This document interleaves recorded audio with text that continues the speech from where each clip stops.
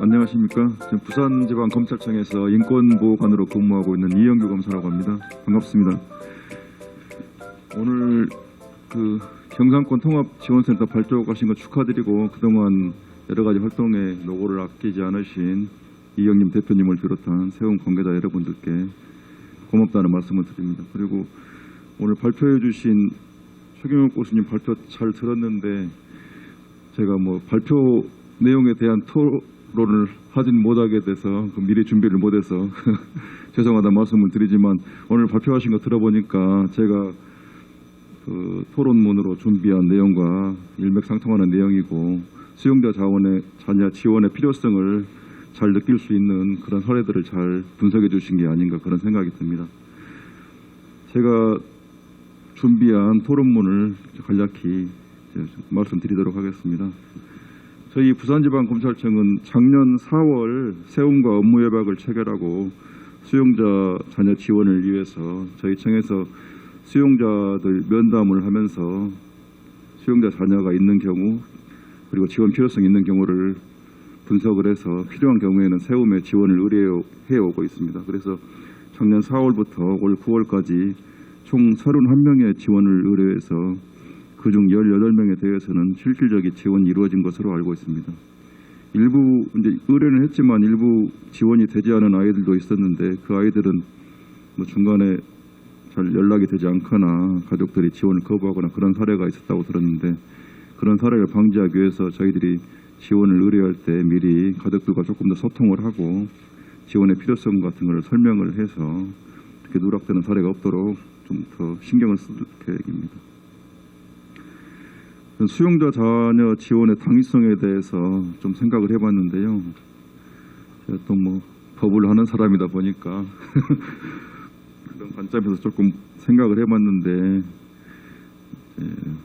저희 검사로서 이제 죄에 대해서 책임을 묻고 형벌을 부과하는 일을 하고 있는데 형벌을 부과할 때는 항상 책임 있는 곳에 형벌을 부과하도록 되어 있어서 그걸 형벌의 책임 원칙이라고 부를 수 있는데 제가 여기 부산지검에 와서 이 수용자 자녀 지원 지원 의뢰 업무를 하기 전까지는 사실 저도 수용자 자녀의 어떤 환경이나 지원 필요성에 대해서 좀 부끄럽지만 20년간 검사장 하면서도 깊이 생각을 하지 못했는데 생각을 해보니까 정말 필요한 일이고 마땅히 해야 될 당위적인 일이다 이런 생각이 들었는데 그 이유가 바로 수용자 자녀들은 사실 부모가 지은 그 죄에 대해서 거의 아무런 책임도 없는 경우가 거의 대부분일 텐데 그 부모의 죄로 인한 형벌이 수용자 자녀에게 직접적으로 아주 크게 미치는 경우가 아주 많다는 것이 큰 문제라고 생각합니다. 그래서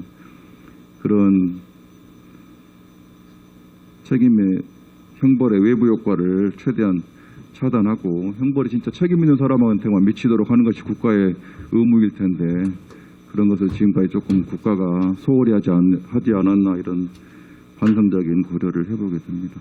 그래서 수용자 자녀가 쓴 글 중에서 너의 책임이 아니야 라는 문구를 제가 읽었는데 그 수용자 자녀의 말이 수용자 자녀 지원의 당위성과 필요성을 한마디로 압축해서 말해주는 그런 단어가 아닌가 이렇게 생각을 해봤습니다. 그리고 지원 당위성은 형벌의 효과 측면에서도 똑같이 말씀드릴 수 있는데 형벌을 과하는 이유에 대해서는 전통적으로 여러 가지 이론이 있지만 최근에는 범죄 예방 측면에서 조정적인 효과를 더 강조하고 있는 것 같습니다. 그런데 형벌의 아까 말씀드린 그런 외부 효과를 차단하는 것이 범죄 예방이라는 형벌의 효과의 본질적인 측면을 구현하는 데도 반드시 필요하다고 생각을 해서 그 두 가지 측면에서 볼 때 수용자 자녀 지원은 법률적으로도 당위적인 측면이 강하게 있다라는 말씀을 드리고 그래서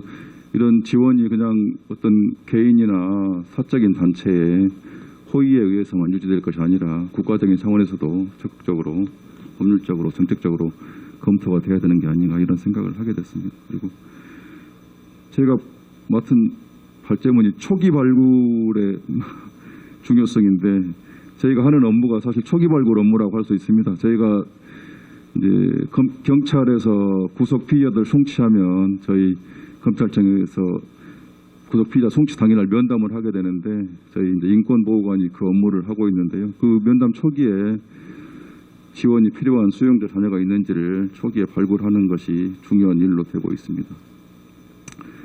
저희가 생각을 해보니까 수용자 자녀들이 여러 가지 어려움을 겪는데 그 어려움의 강도가 그 부모가 수용된 초기에 가장 크지 않을까. 그리고 그 초기에 지원을 해줘야 지원 효과가 가장 크지 않을까.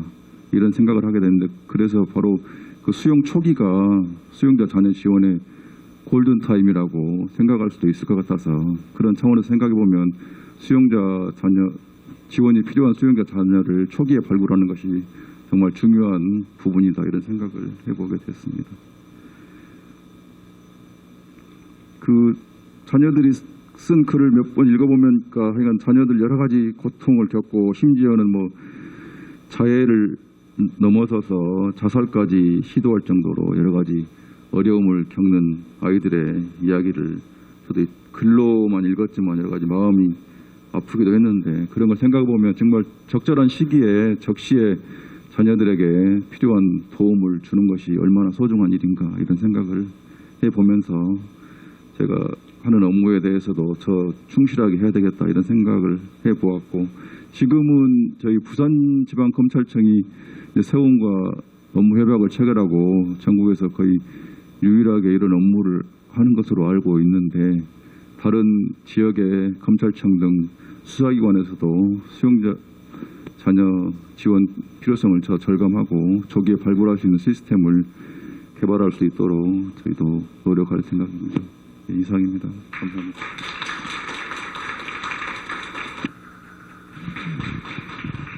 네, 좋은 말씀 해주셨습니다.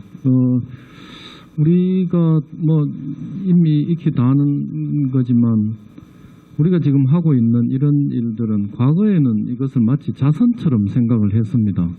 이게 꼭 불쌍한 사람들을 도와줘야 된다는 이런 느낌이었을 건데 아시다시피 지금은 우리가 살고 있는 지금 세상의 모습은 이 워낙 서로가 긴밀하게 연결돼서 살고 있기 때문에 그 아이들을 이 당당하게 아까 세움에서도 당당이라는 걸 강조를 하던데 그 당당하게 성장시키는 것이 곧 우리 사회 전체가 당당하게 되는 이 결과를 만들어내기 때문에 검사님 말씀하신 것처럼 우리가 이것을 공적인 책임으로 접근을 해야 되지 이게 단순한 시혜나 이런 것으로 해서는 안 된다.